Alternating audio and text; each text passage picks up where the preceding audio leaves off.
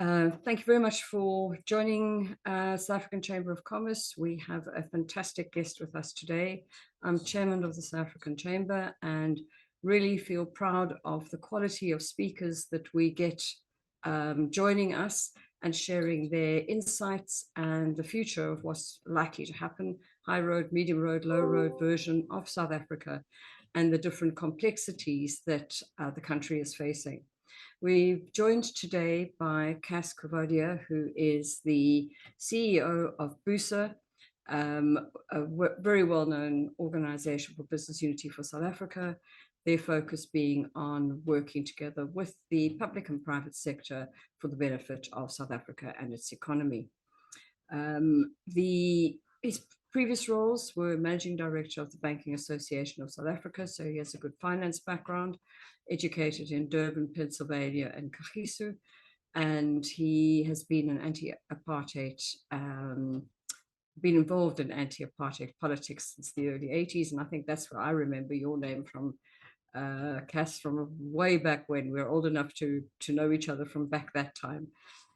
He still has an interest in civic life and other organizations that he's involved in, but I'm not going to go through those today because we're here to listen to his role and the challenges that he's facing and the changes South Africa is going through that he is seeing through the lens of Business Unity South Africa, which, as he says, is a far more complex job than dealing with the Banking Association and banks, who are a very different caliber of people.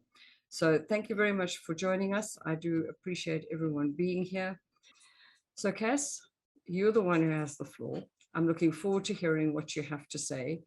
And when we get into Q&A, I'll ask you, how are you going to fix it? Great, thank you. And I'm going to ask you how you want me to fix it. Thank you very much for this opportunity. So let me right up front, just for those who may not know, say that BUSA, Business Unity South Africa, is the biggest business organization in the country. Our members are business organizations and associations, not corporates, but we represent, part of our members are those organizations on whose boards sit some of the top 100 corporates, for instance, Business Leadership South Africa. We represent every major sector in the country.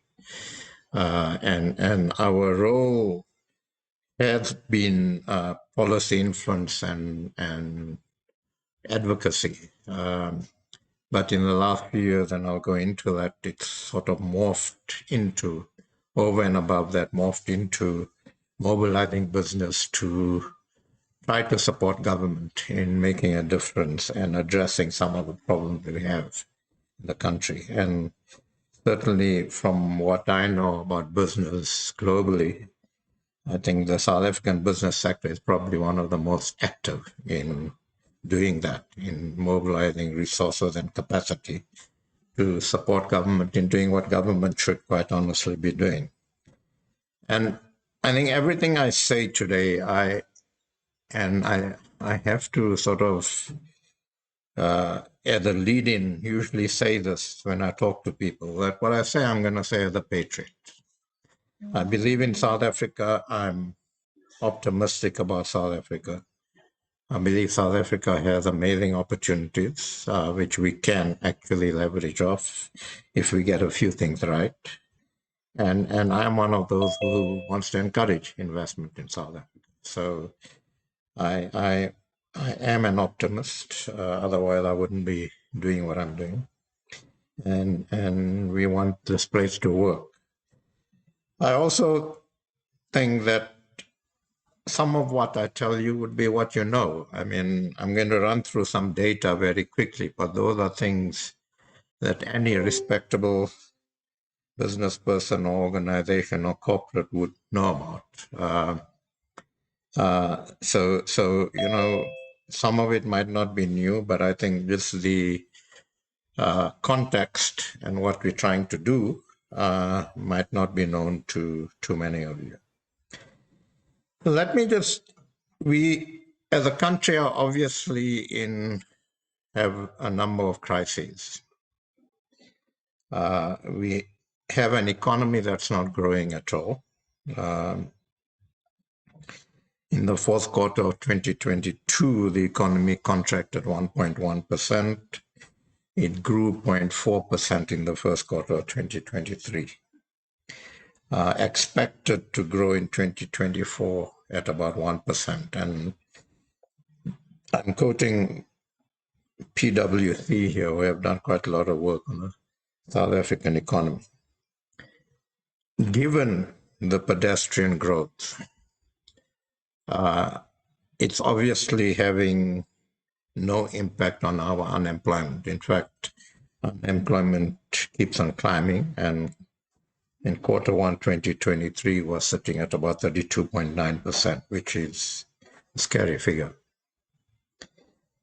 So we have an economic crisis in that the economy is not growing and we're not attracting as much investment as we should attract. We have an unemployment crisis as a result of that. Things like a shortage of skills and so on are contributory factors. But the unemployment is there because we're not growing our economy. We have a social problem in that we're one of the most unequal countries in the world. The gaps between the poor and the wealthy are significant. And we have a government that, for various reasons, has been unable to deliver basic services to a lot of people in our country, and we have collapsing infrastructure. Now, all of this leads to societal problems and the possibility of societal unrest.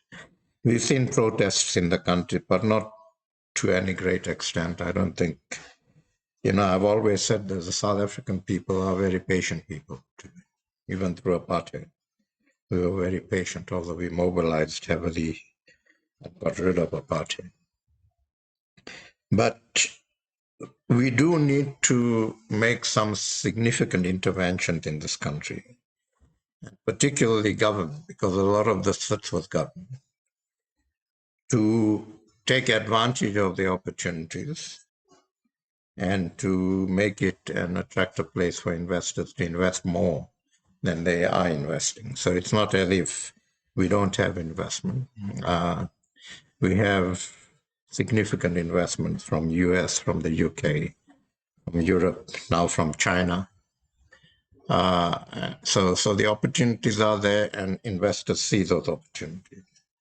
But investors are beginning to become a bit jittery because of the situation in the country at the moment. All of this is also, to a certain extent, exacerbated by the politics, in that the majority party has, to a certain extent, the lines between party and state have become blurred.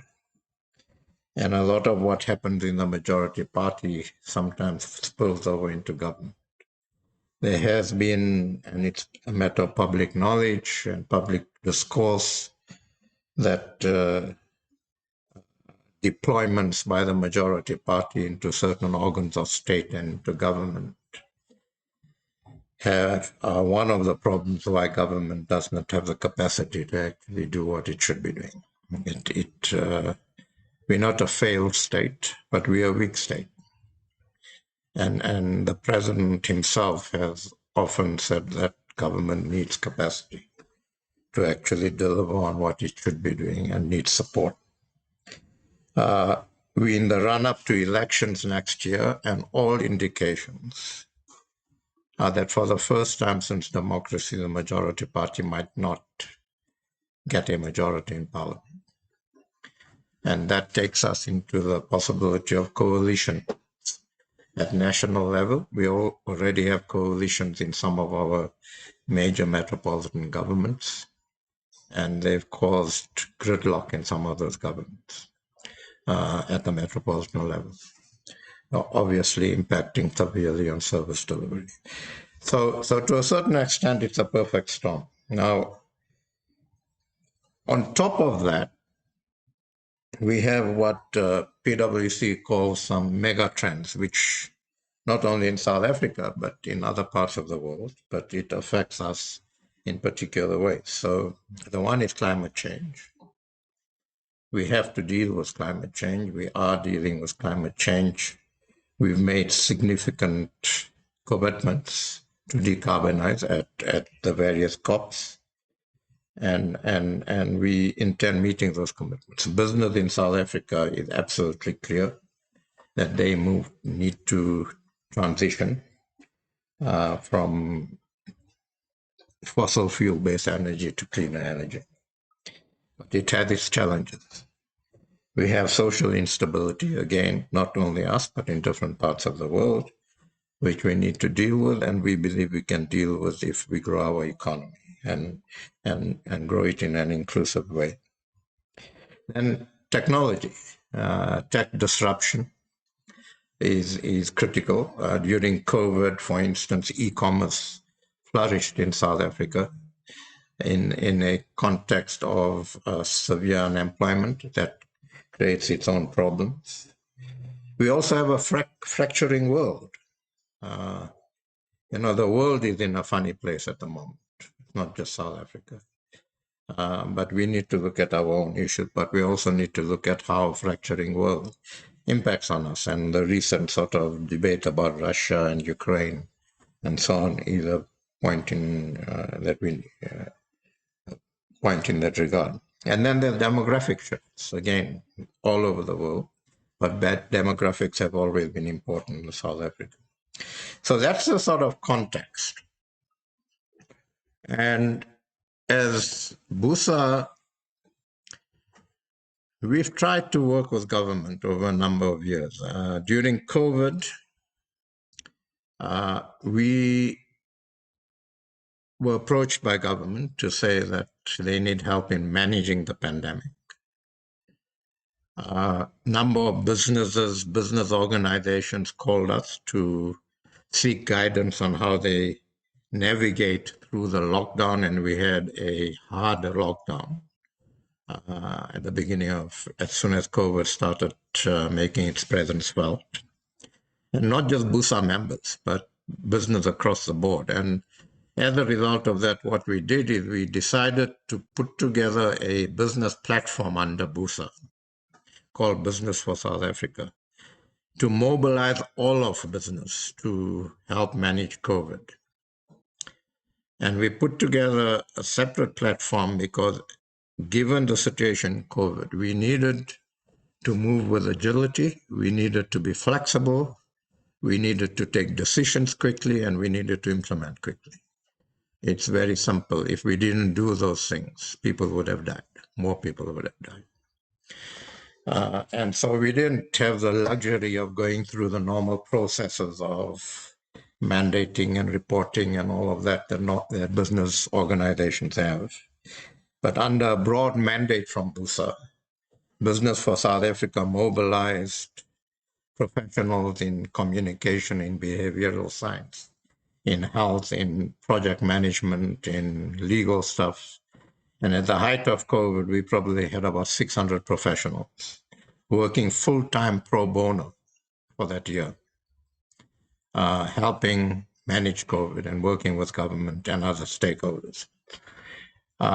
When we started distributing vaccines, we had about 60 people working full-time pro bono to mobilize the private healthcare sector to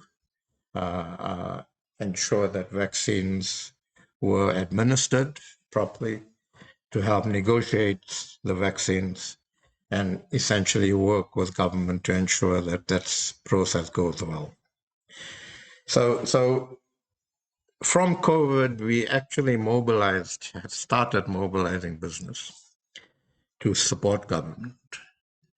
And now we've again are using the Business for South Africa platform to see how we can support government to do things that they need to do, to send out a clear message that we making the necessary structural adjustments in the economy, that we open for business, we open for investment, and there should be no buts behind that sort of sentence.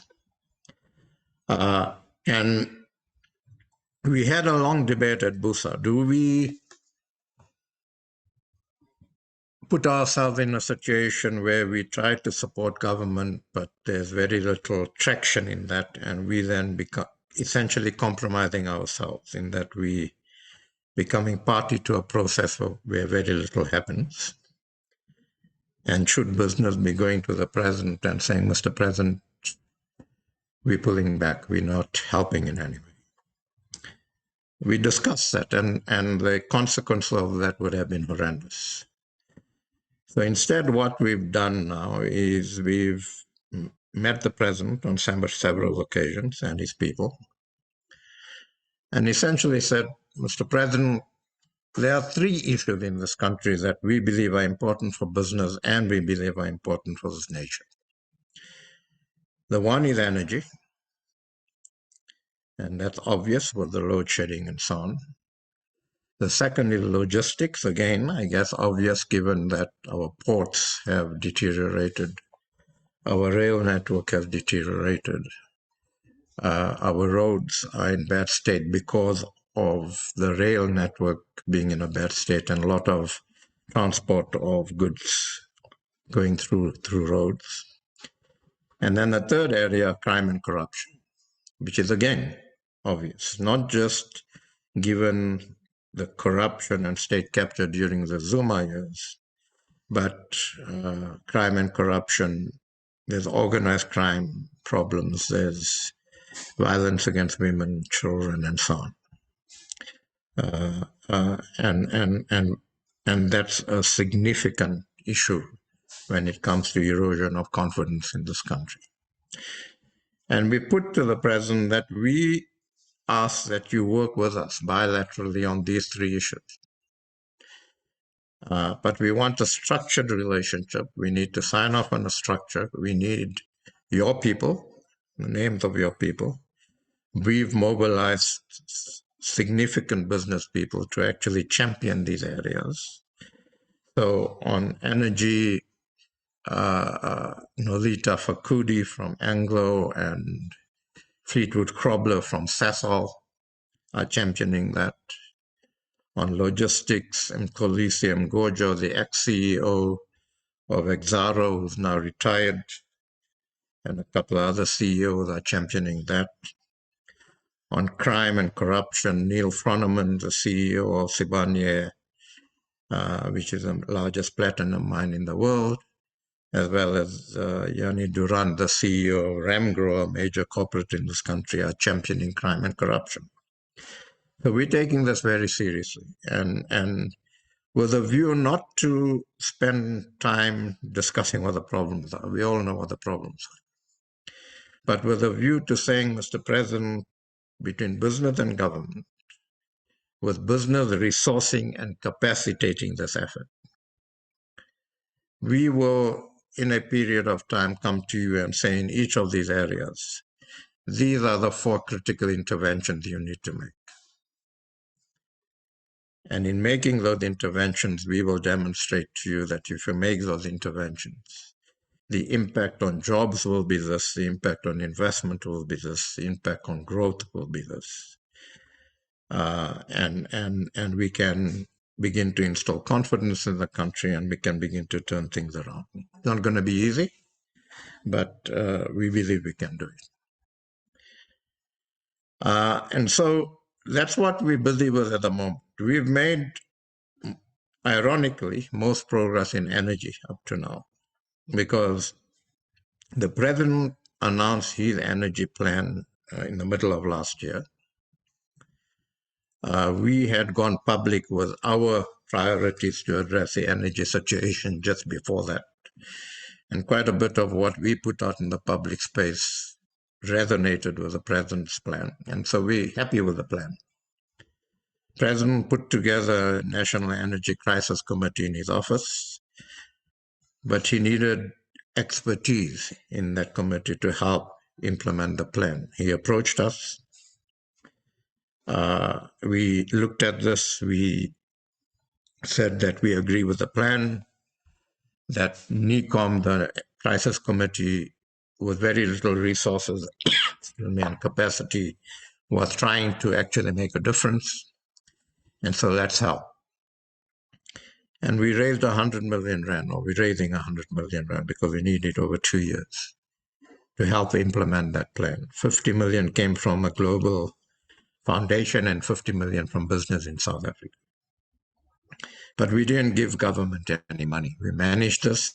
We put together a procurement team with procurement specialists from 5 or so corporates on an open RFP basis on information from the crisis committee on the sort of expertise they needed. We've secured the expertise, and those experts, as of about 2 weeks ago, are now sitting in the National Energy Crisis Committee and starting to work with to implement the plan. And the new Minister of Electricity, not so new now, but the Minister of Electricity, after he got his powers and his mandate, and that was clarified, is working very well with us. We've, for instance, put in engineers into 4 of the power stations to get capacity going there, sort out some of the problems there, and increase the energy factor from those power stations. And we want to work to try and stabilize load shedding to lower levels. We're not going to get rid of load shedding until we get renewables onto the grid. We've also put together a group that's looking at the grid because we need to increase the capacity of the grid to take in the renewables. So, and then, after the president, again, sometime last year, announced the lifting of the ceiling for embedded energy from what was 10 kilowatts to 100 kilowatts. We had significant investment by the private sector in energy generation, and private sector has generated up to 10,000 megawatts of energy this year as compared to about 4,000 megawatts last year. Now, it will take all of that about 1.5 years to get onto the grid, obviously. But I think we're going in the right direction. And if we can maintain this, and private sector people are sitting on some of the Energy Crisis Committee structures, and we're working well and going in the right direction. On logistics, we're in the process of pulling together a similar structure for logistics, where government and business can work together. We're talking to Transnet, the major state-owned logistics company, to get them on board. And we've identified some of the critical areas we need to tackle, like ports in Durban and Cape Town. We need to look at sorting out some of the rail issues for transport of goods on rail. We want to work with government to try and open up more space for private sector participation in logistics and sort out some of the inefficiencies at Transnet. On crime and corruption, it's going a bit slower because of the nature of that. Police and security service and others, I think, obviously reluctant to share information, reluctant to sit on structures with the private sector. But we're working on that. We met with the president about 6 weeks ago, just over 6 weeks ago, to bed down the structure, and we now to agree the structure. We're now in the process of bedding it down. And the president indicated at that meeting that he's serious about this and he wants reports every 6 weeks. We have a meeting with him on the 1st of August again. And we're giving this our best shot. We've put together a reference group of about 25 odd CEOs who we interact with on an ongoing basis. They've come to the party with funding for a lot of this. And we're putting in a lot of effort through the Business for South Africa platform on this. So we think that if we can maintain this momentum And if government seriously comes to the party once we've bedded down these structures, which we will also then populate with relevant expertise from business, we believe that we have a chance on turning things around. As I said earlier, it's not going to be easy. But if we don't do this, then we just keep on sliding. At least this, we hope, will firstly arrest the slide. Secondly, send out a clear message that government and business are working together and government is serious about some of these issues. And thirdly, hopefully, in the next sort of period, begin to show some turnaround. I mean, we would have to grow the economy by 3% just to stabilize unemployment. To turn it around, we'd have to grow by about 5%. It's going to be a long haul. But it's going to be a long haul because we also need to understand that the impact of state capture was severe. Under President Ramaphosa's administration, he has done some good work on trying to rebuild some of the institutions and so on, but they still need a great deal of capacity. So if you take the National Prosecuting Authority, rebuild good leadership, but they don't have the necessary prosecutorial capacity and expertise to deal with some of the very complex cases they need to deal with coming out of state capture, let alone the sort of criminal activity and the organized crime stuff that's happening. So we need to, as we do this, we need to rebuild capacity in the state.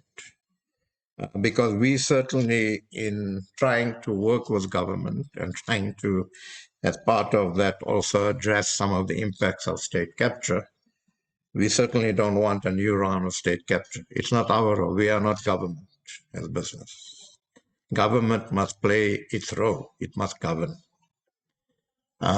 We can support it. We can help with capacity. We can do a lot of the work that needs to be done to enable government to do what it needs to do. But we need to do all of this on an arm's length basis. We have no intention of, and we certainly don't want to be accused of trying to compromise the independence of government. So that's where we are currently. And if I look at South African business, we have corporates, South African-owned corporates that are global businesses that could invest in most parts of the world and do, but they have remained invested in this country to a significant extent. And we have basically indicated to government that we believe in this country. We believe this country has amazing opportunities. We believe that if we do a few things right, we can actually begin to turn the ship around. And we want to do that with you. Now, what happens next year in the elections could have a significant impact on this road that we're on. And that's why we're also talking to,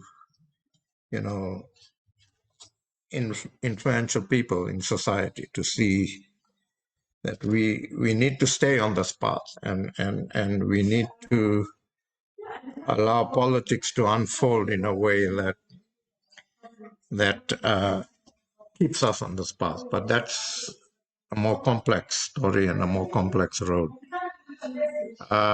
So I've sort of sketched for you the problems.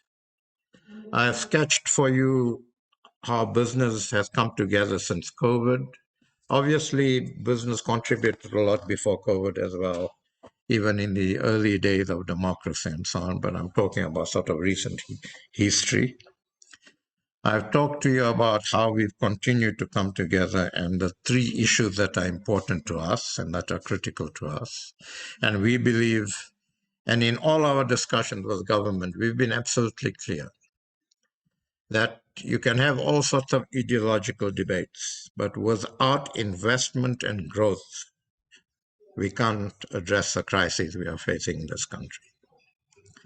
And all of this is to increase investment and give us the tools to start growing our economy in an inclusive way. And that's what this is all about. So that's what we're talking to government about. That's what we're doing currently. And the next few months will be critical. Let's see how it goes. All of this, at the same time, we continue to keep government's feet to the fire. We continue to try and hold government accountable. We are robust in our relationship with government. So if we need to constructively criticize publicly, we do so all the time. So we're not sweethearts to government.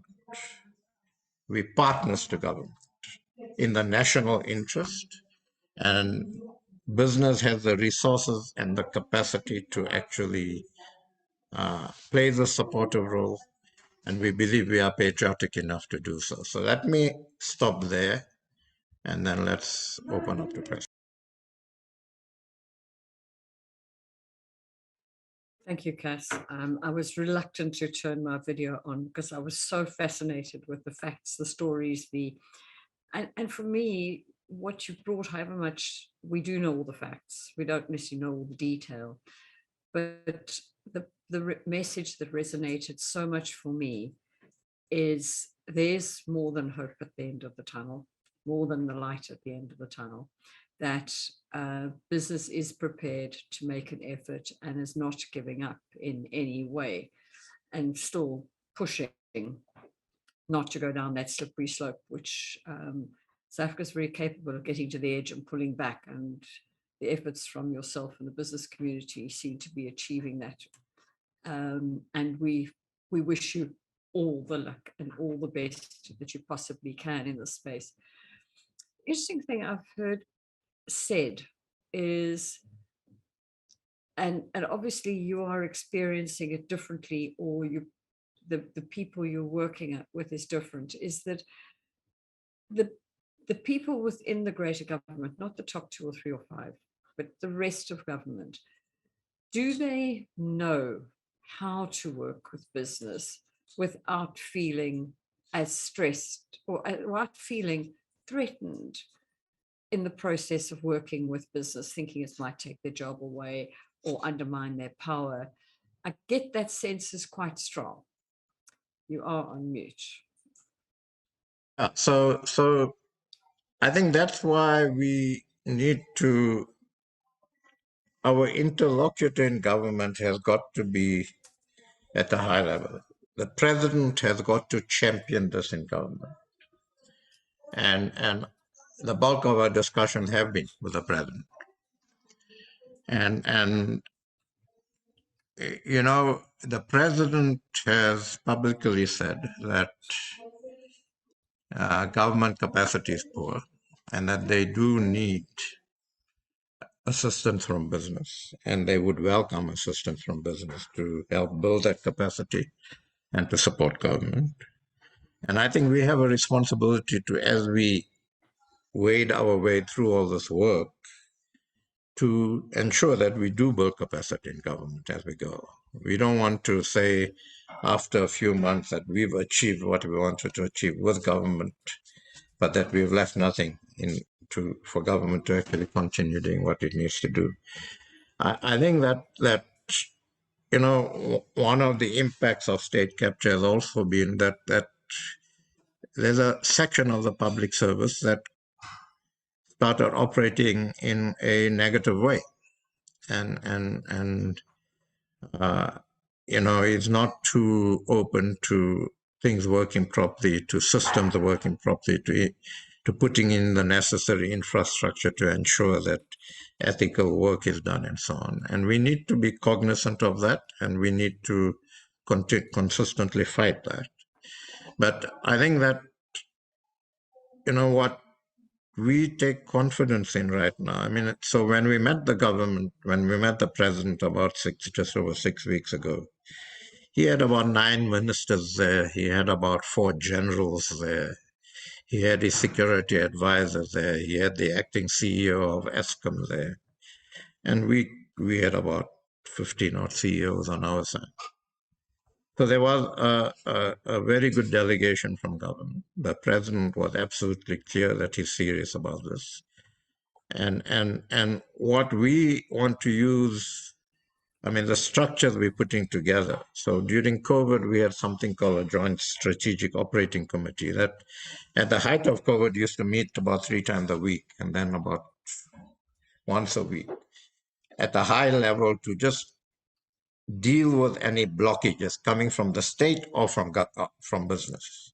And to deal with those, to unblock those, we're trying to form a similar structure here so that at ministerial level and at the leadership of the business organizations, we keep track of all of this. If there's any blockages coming from either side, we try to unblock them. If we can't, we then raise them with the president to say, Mr. President, you do this. And so that's what we're doing. And hopefully we can then crack through the sort of reticence on the part of some public servants that there might be. And hopefully we'll make traction. Thank you.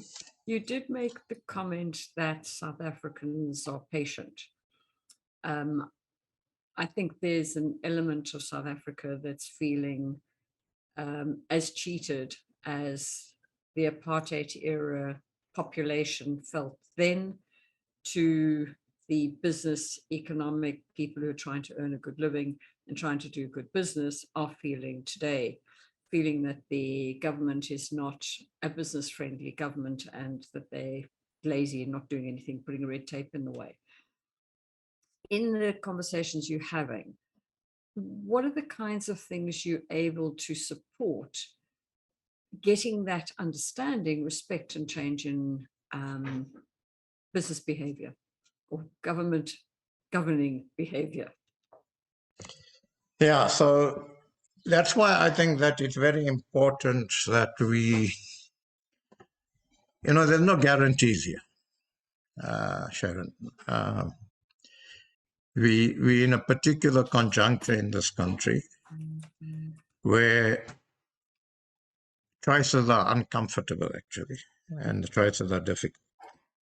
So as I said earlier, the choice here was business does nothing, and then we jump off the cliff, or business doesn't keep on negotiating with government, but goes to government and says, these are the 3 things we want to work with you on. Now, a number of people in government have said, no, but education and this, that, and the other. And we said, sorry, those are all critical issues, but we are not interested. We're not going to lose focus. These are the 3 things that if we do well are going to shift the dial on investment and growth. Okay. And that's all we want to speak to you about. Now, if in the next few months we see no traction on this because government is not coming to the party, then we have to take a step back and ask ourselves, what of these, in each of these verticals, what can business do on its own without government? Okay. Now, it might be very limited to what business can do on its own. But if you take, for example, most major retailers in little towns that they work in are essentially maintaining the infrastructure. Okay, can we bring that up to scale and say, we're going to actually take care of infrastructure in certain places because government is not doing it? Or most mining houses in communities that they work, they're providing infrastructure, they're providing power, they're providing water. Now, we don't want to do all of that because that's what government should be doing. But if push comes to shove, then business has got to say, we will do what little we can to maintain our businesses, to try and grow them under difficult circumstances, and in doing so, to also try and enable communities in which we work to actually improve their conditions of life. So business, of course, is impatient.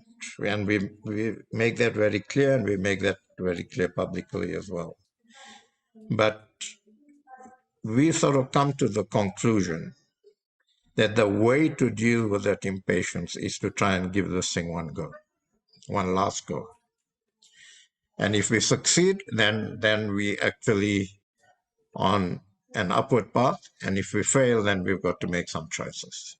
And when I say South African the patient, I refer particularly to the ordinary folk out there who are finding it extremely difficult to make ends meet, not getting the sort of services they should be getting. But Asto, there's no civil war in this country, and I don't think there will be. People, generally think pragmatically and say, look, what can we do to make a difference? And that's what I take confidence in. But business, there might come a time when we have to make the hard choices, harder choices than we've made now. Thank you.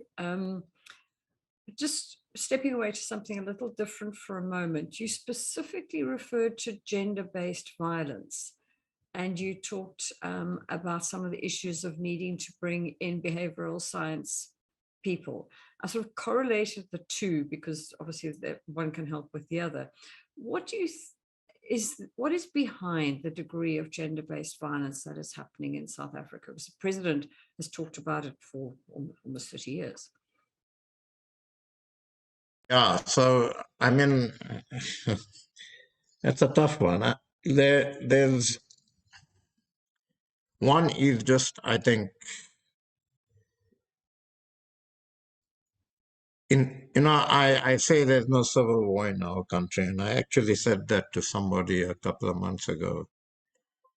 And that person pushed back immediately to say, Cas, there's civil war in most families in our country. That's where it's happening. Okay.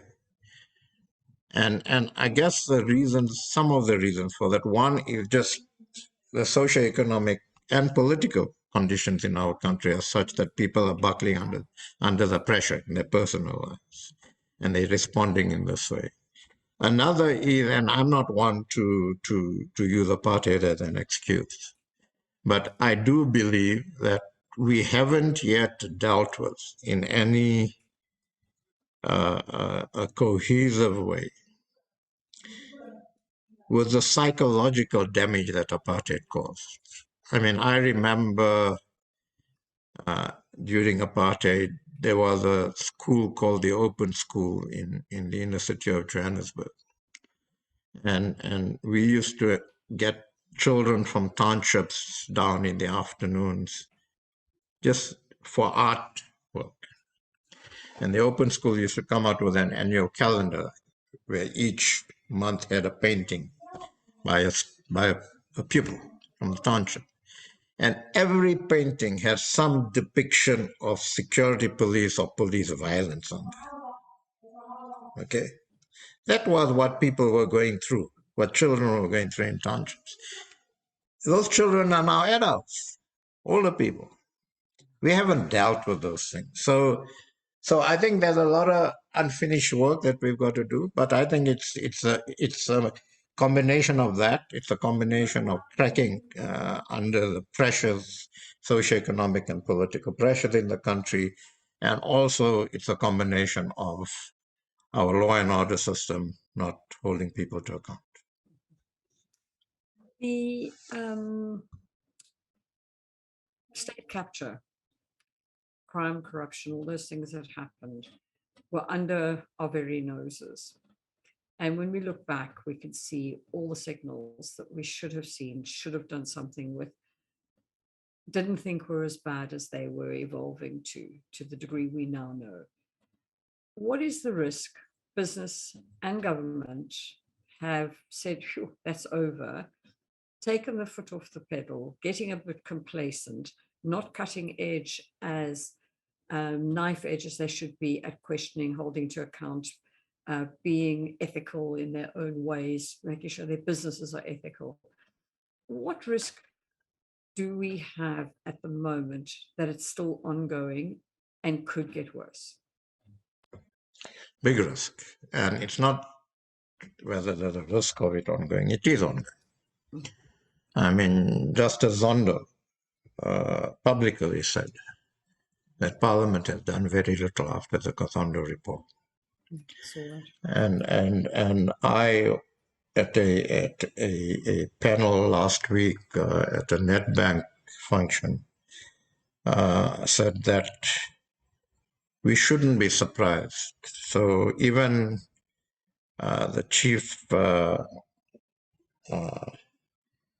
was the word? Paul Pretorius, who was chief advocate leading evidence at the Zondo Commission, has said that it's gotten worse.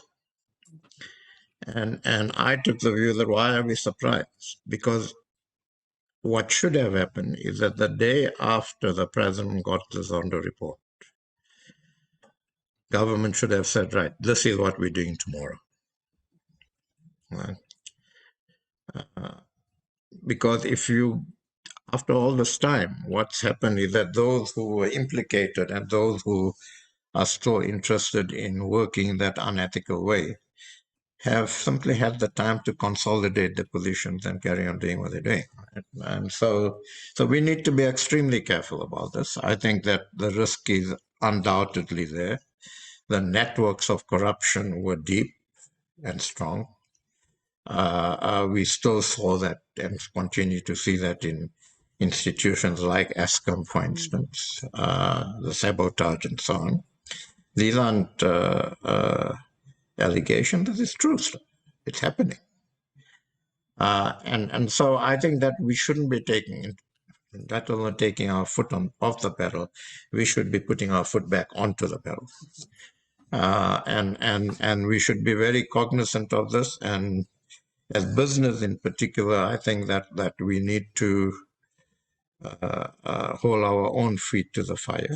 I think that we need to be very vigilant and diligent about this. I think organized business needs to try and develop, be it codes of ethics or whatever that members try to abide to, and we should try to develop structure and mechanisms where we can hold people to account.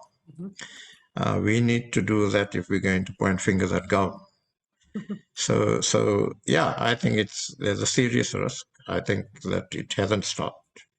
I think in many instances at different levels, provincial and municipal level, in fact, it increased. So if you look at what happened at Tembisa Hospital and the murder of Diokaran, who exposed that, things like that are still very much on the go. And I think business needs to also show some leadership in this, and we need to show that we're serious about ethical practice. If there are not consequences, there's not going to be change, is there? Absolutely, yeah. Just turning to the economy and business again, the banks, business, a lot of organizations have accumulated cash reserves by making limited business decisions around growing their businesses, investing in capital, investing in their own infrastructure, investing in the future of their business, because this whole VUCA environment we're in of uncertainty and volatility. And so irrespective of external investment, what is the opportunity of unlocking local ability to invest in their own businesses or invest in other aspects of economic growth? Yeah, so I think the opportunities are there. And again, it's a discussion we had just the other day. Business is doing a lot in trying to create jobs or job opportunities despite the situation. So if you look at, I spent an hour and a half or so about 2 weeks ago at Harambee. Okay, now for those who may not know, Harambee is an organization funded by business that makes poor matriculants ready for jobs and has done phenomenal work and continues to do phenomenal work. I sit on the board of Youth Employment Services. Yes, which is also funded by business, which places graduates in businesses. Again, doing phenomenal work. And there are many such examples. So business is plowing in a lot of money into these sort of initiatives and quietly working away at it. But when we tell government that create the environment and investment will flow, we're not just talking off the top of our head. So I referred to private sector generation of electricity, of energy. We've been trying to get government to lift that ceiling for embedded energy for at least 4 years. As soon as the president lifted that ceiling, and he essentially went above the head of his minister, and we commended his decision, we immediately had significant investment in embedded energy. Okay, as I said, 10,000 megawatts this year as compared to 4,000 megawatts last year.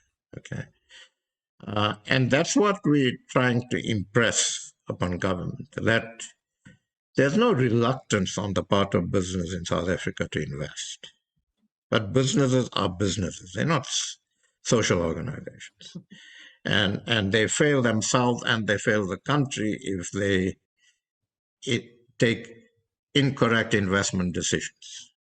So they'll invest if there's certainty in legislation, there's certainty in the way we're managing our economy and structuring our economy, and there's certainty that they can do sustainable business. Okay, and that's why in the interaction with government on the 3 areas we're working with, all the work we've done makes a clear correlation between getting those 3 or 4 things right and the impact on investment and jobs. And then you get education. Yeah, and education, right? That becomes an outcome almost. Absolutely, yeah, absolutely. So is there an appetite to invest? Of course. But we're absolutely clear. You can't expect business to invest if the environment is not created. And the other thing we impress upon them is that we competing. So even South African businesses are investing in other parts of the continent. Because places like Kenya have recognized that without investment and growth, they can't deal with their problems. And they're saying, come and invest. There's no buts behind it. Come and invest. Okay. And Kenya is the flavor of the day at the moment, right? Not just for South African business, but for global business and aid investment.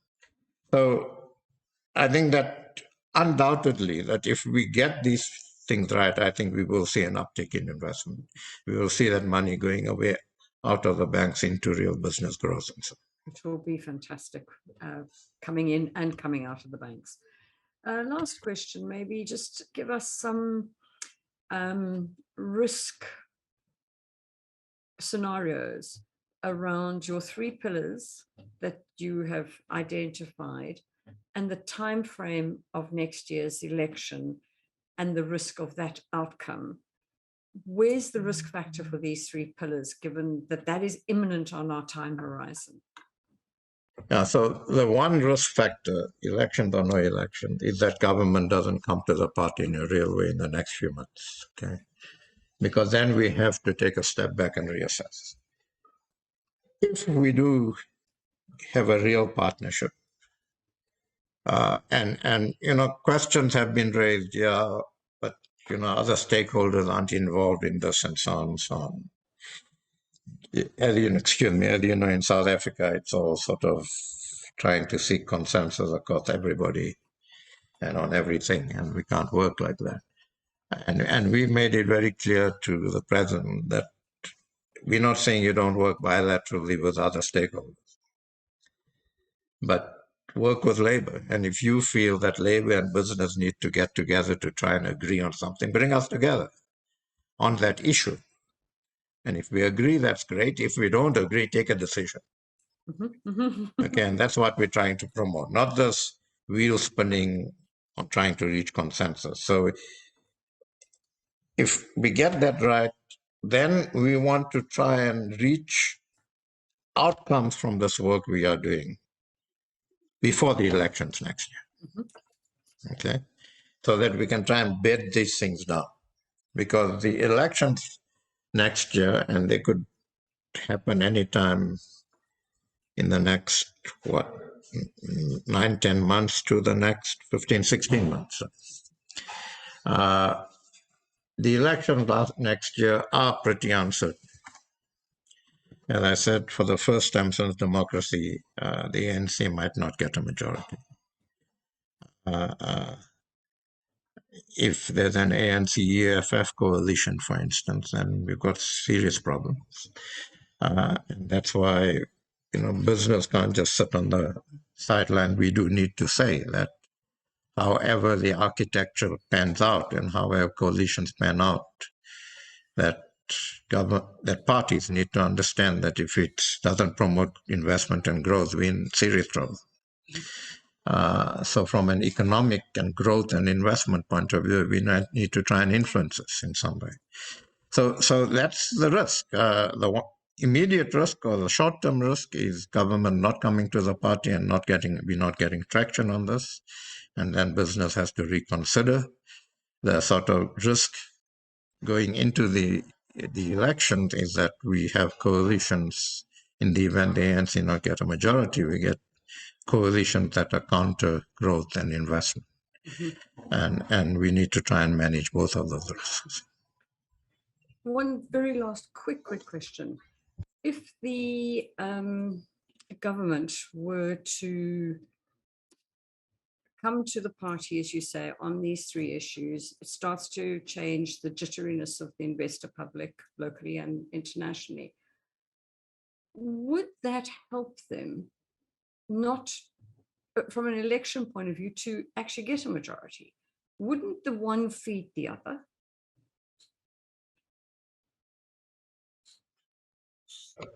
It should. And that's certainly what we've been saying, that we don't want the kudos for any of this. If it works, government can actually demonstrate that they are delivering. Yes, exactly. But you see, there's still, one of the problems with the government is that even the cabinet at the moment is split on ideological and other grounds, for instance. And there are parts of government that ideologically would actually push back against business working with government, right?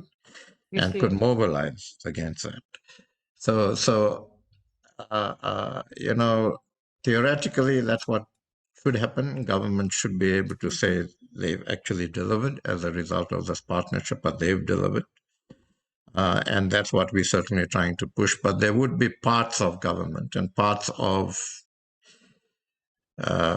people even in the majority party who would actually push back against that. That's a slightly unsettling way to end our conversation, but it's probably a dose of realism for all of us who would probably think of it more commercially than ideologically. I could carry on chatting for another hour, but I don't think anyone was sitting here with us at that point in time, other than as interested as I am. And thank you so much for the insights. You've given us a very, very broad spectrum of content, ranging from economics to ideology to global. It's been a fantastic session. Thank you very, very much. Thank you. I don't think this will be the last time you will hear from us in the next 9 months, because we've got that 9 to 16 window. We're curious to know your views on again. Thank you for the opportunity, and I hope it was useful. Thank you. Extremely useful, and the recording will be available for others to get the benefit as well. Thank you. Thank you so much for your time, and bye-bye. Appreciate it. Thank you. Bye.